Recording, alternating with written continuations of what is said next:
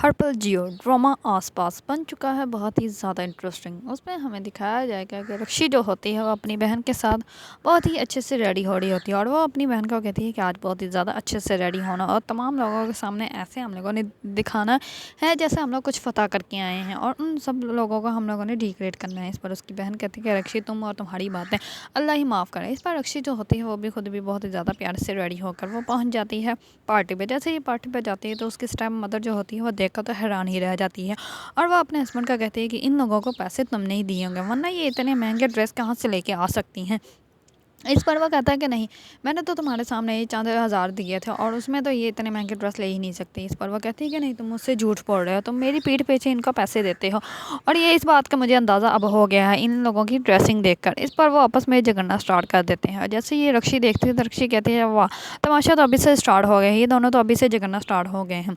दूसरी तरफ जैसे ही उसकी नॉनो देखती है रक्षी को इस ऐसी ड्रेसिंग, तो वो भी कहती है कि इसके पास इतने पैसे कहाँ से आ गए। और ये उसको तो शक ये पड़ रहा है कि वो उसके जो है कज़न जो है रक्षी का उसके साथ वो अटैच है और वो सोचती है कि ये जानबूझ के इसके साथ बातें करती हैं और इसकी शादी जो है वो मैं किसी बहुत ही ज़्यादा गरीब घराने में करवा दूँगी। ये आज जितनी खुश होना चाहती है हो जाए, आगे आने वाले दिनों में इसको मैं अच्छे से मज़ा चखाऊँगी। इस पर रक्षी जो होती हैं वो उन दोनों को देख कर बहुत ज़्यादा खुश होती है कि ये सब जो है हमें देख कर बहुत ज़्यादा जलन फील कर रहे हैं। इस पर रक्षी जो होती है वो अपनी बहन को कहती है कि बस सबके सामने तुमने स्माइल में रहना है। इस पर वो कहते हैं कि मेरा तो फेस दर्द होने लग पड़ा है, कितनी स्माइल करनी है मुझे ये बताओ तो तुम।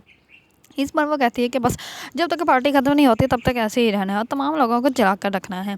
इतने में उसके भाई के पास एक लड़की बैठी होती है और वो उसको कहती है कि ये लड़कियां कौन है। इस पर वो कहता है कि ये दोनों मेरी आपी हैं। वो रक्षी आपी हैं, वो बड़ी, वो बहुत ही ज़्यादा अच्छी बातें करती हैं और वो जो दूसरी उसके साथ है वो भी अनुषा आपी है। इस पर वो कहती है कि हाँ, बहुत ही ज़्यादा प्यारी नज़र आ रही हैं तुम्हारी बहनें दोनों ही। इस पर वो कहता है कि हाँ, मेरी जो बहनें हैं। दूसरी तरफ रक्षी जो होती है वो सिर्फ ये वेट कर रही होती है कि डॉक्टर साहब क्यों नहीं आ रहे, क्योंकि डॉक्टर को उसने दिखाना था अपनी ड्रेसिंग। तो जैसे ही डॉक्टर आता है तो रक्षी जो होती है वो उसको बोलना स्टार्ट कर देती है और वो कहती है कि इतनी देर से क्यों आए हैं आप, मैं कब से टाइम देख रही हूँ। इस पर वो कहता है क्या मतलब। इस पर कहती है कि मतलब कि सब लोग आपका वेट कर रहे हैं, आप इतने लेट क्यों आए हैं। इस पर वो कहता है कि हाँ, मैं बस काम में बिजी था इसी वजह से अभी आया हूँ। इतने में उसकी मुमानी आ जाती है और उसकी मुमानी आकर कहती है कि इतने महंगे तुमने मेरा ड्रेस कहाँ से लिए, मुझे सही से बताओ, कहाँ से पैसे लिए, मामू से पैसे लिए ना।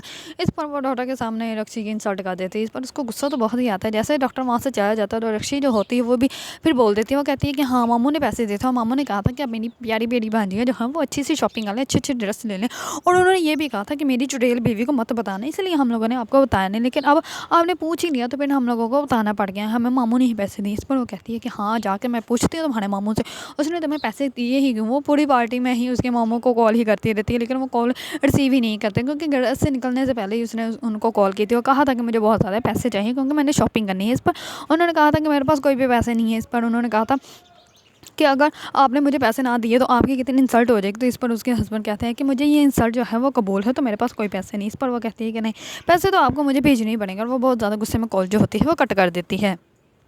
दूसरी तरफ रक्षी जो होती है वो अपनी स्टेप मदर के पास ही से गुजर रही होती है। इतने में वो अभी बैठने लगी होती है तो वो पीछे से चेड़ खींच देती है, जिसकी वजह से उसके स्टेप मदर जो होती है वो वहीं पे गिर जाती है और उसके पाँव में चोट लग जाती है। इस पर वो जल्दी से आती है, वो कहती है हो गिर गए, क्या हुआ, ज़्यादा तो नहीं लगी। इस पर वो उठाने की बजाय वो जो होती है वो अपने कज़न को पकड़ती है और अपनी बहन को वो कहती है कि आ जाओ हम लोग डांस करते हैं। और वो जाकर वहाँ पर बहुत ज़्यादा लाउड म्यूज़िक स्टार्ट करके वहाँ पर डांस करना स्टार्ट कर देते हैं। इस पर उसकी स्टेप मदर जो होती है वो अपनी माँ को कहती है कि इन लोगों को एक एक जाके चपेट लगाओ और इनको कहो कि बैठ जाए ये लोग क्या तमाशा लगा के बैठे हुए हैं। इस पर वो कहता है कि अब मैं क्या कर सकता हूँ। इस समय रक्षी जो होती है वो भाग कर आती है और अपने पापा को कहती है कि पापा चले आज डांस करते हैं। इस पर वो कहता है कि क्या कर रही हो, मेरी बीवी को यहाँ पे चोट लगी हुई। इस पर वो कहती है तो क्या अब हम पार्टी जो है वो बंद कर दें। नहीं ना, पार्टी तो नहीं ना ख़त्म कर सकते, अब सारे मेहमान आए हुए हैं तो उनके सामने ये तमाशा तो नहीं ना कर सकते। कोई बात नहीं, आप इनको बैठे ना, तो आज हम लोग डांस करते हैं। इस पर वो अपने बाबा को साथ ले जाते हैं और वो डांस भी करते हैं, पिक्स भी बनाती है, बहुत ज़्यादा करती है। जबकि स्टार्ट में ही उसके स्टेप मदर ने कहा था अपने हस्बैंड को तो कि आपने इनके साथ कोई भी पिक्स नहीं बनवानी और ना ही इनसे कोई बात करनी है,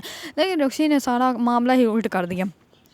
और जैसे ही फिर केक कट करने की बारी आती है तो वहाँ पे भी रक्षी जो होती है वो अपने भाई को कहती है कि जो अपनी मम्मा को लेकर आ, तो वो जाता है लेने के लिए। तो वो उसकी मम्मा कहती है कि नहीं, मैंने नहीं जाना। तो इस पर रक्षी जो होती है वो अपने भाई को कहती है कि तुम जो रहने दो, हम ही केक कट कर लेते हैं। इस पर वो अपने पापा का हाथ पकड़ के खुद ही केक कट कर देती है, जबकि उसका पापा जो होता है वो केक कट करने के लिए रेडी भी नहीं होता। इस पर जो डॉक्टर होता है वो उससे पूछता है कि ये क्या मामला है? आपने केक भी खुद कट कर लिया और पिक्स भी बना ली। आपका इनके साथ क्या ताल्लुक है? आप तो केयर टेकर हैं, तो फिर ये कैसे कर लिया आपने सब कुछ? इस पर वो कहती है कि हाँ, आपको मैं इसके घर की नौकरानी मुलाज़िमा लगती हूँ, जबकि मैं इनकी सबसे बड़ी बेटी हूँ। इस पर वो तो बहुत ज़्यादा हैरान हो जाता है कि ये इनके घर की बड़ी बेटी है। इस पर वो कहता है कि सॉरी, मैं मुझे पता नहीं था कि आप इनके घर की बड़ी बेटी हैं, तो मैंने आपसे बहुत ज़्यादा बदतमीज़ी कर ली।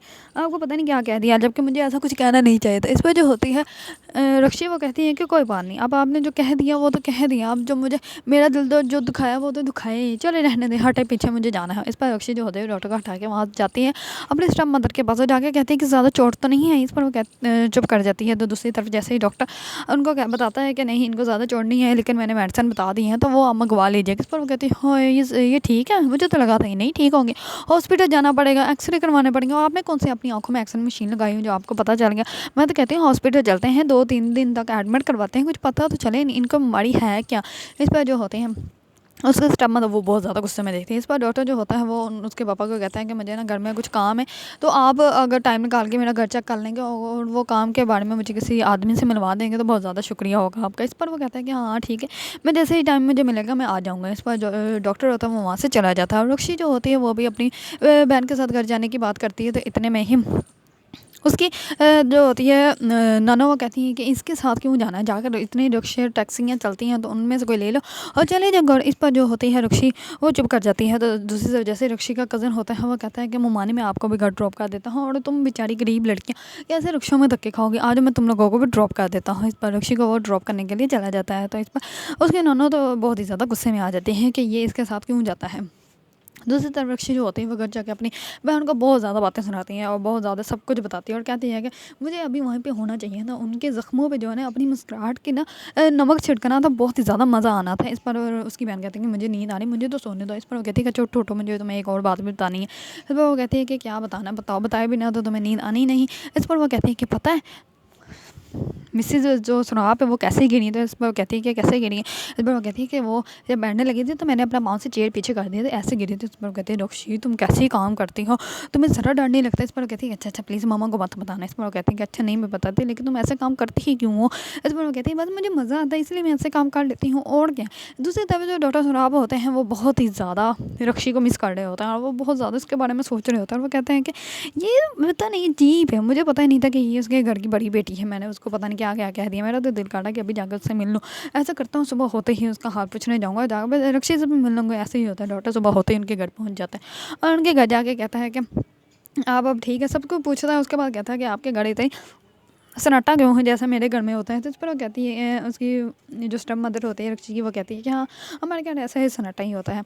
ये मेरे हस्बैंड जो है वो जॉब पे चले जाते हैं और फिर मेरा बेटा ही होता है, यहाँ पे मैं होती हूँ और कोई होता नहीं। इस पर वो कहते हैं कि आपकी बेटी ने आपका बहुत ज़्यादा ख्याल रखा है जिसकी वजह से आप बहुत जल्दी ठीक हो गई हैं। तो इस पर वो कहती है कि नहीं मेरी तो कोई बेटी नहीं। इस पर वो कहती है क्या कहता है कि आपकी कोई बेटी नहीं? इस पर वो कहती है कि हाँ मेरी तो कोई बेटी नहीं, क्योंकि उसकी तो कोई बेटी है नहीं, वो तो उसकी दूसरी बीवी की बेटी है, इससे कैसे वो कह सकती हैं कि वो मेरी बेटी है। इस पर वो कहता है कि अच्छा इसने मुझसे झूठ बोले, मुझे मिले से इसको मैं अच्छे से बताऊँगा। अब आगे हमें दिखाया जाएगा डॉक्टर सुराब जो होंगे वो रक्षी से मिलेंगे और उसको कहेंगे कि तुमने मुझसे झूठ बोला। इस पर वो कहती है कि आया है मेरे साथ, मैं आपको मिलवाती हूँ, आपको मैं बताती हूँ कि कैसा मैं इनके घर की बड़ी बेटी हूँ। तो ऐसे उनको पता चलेगा कि ये इनके दूसरी बीवी की बेटी है, इसी वजह से इस घर की बड़ी बेटी है। अगर आप लोगों को ड्रामा आस पास पसंद है और इसके बारे में न्यू न्यू अपडेट जानना चाहते हैं तो मेरे चैनल को लाइक कमेंट एंड सब्सक्राइब करना मत भूलिएगा।